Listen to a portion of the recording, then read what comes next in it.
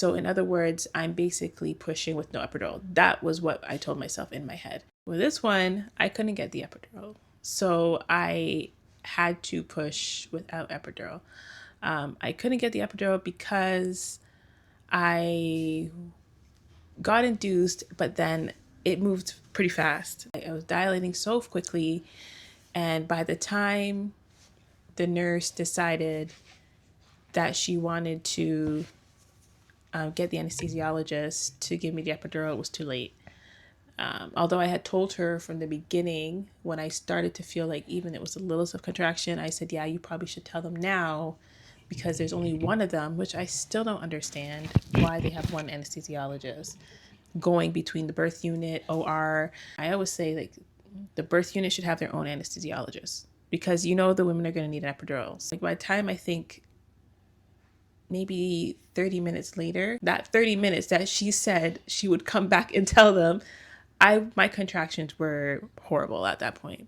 She came back, she's like, yeah, the anesthesiologist is in OR. He's not going to be down here until about 45 minutes to an hour.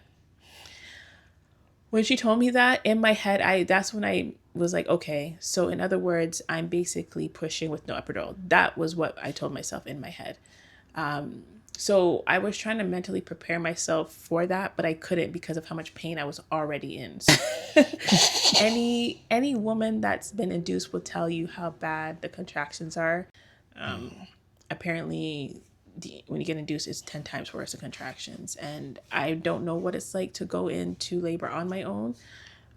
But I can say that, yeah, when you get induced, your contractions are like, I can't even explain the pain.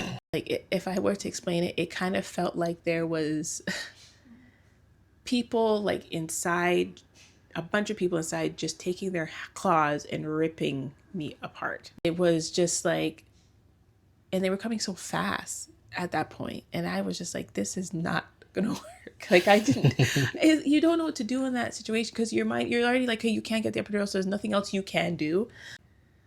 Okay, like I am going to push about now. Like that was the feeling that I got as soon as I sat up. And I like literally have been thanking God every day that my OB was actually there because I felt like that was like a little bit of a blessing in disguise that I didn't get the epidural and my OB was there. But by the time he was out, like all the pain, it just went away.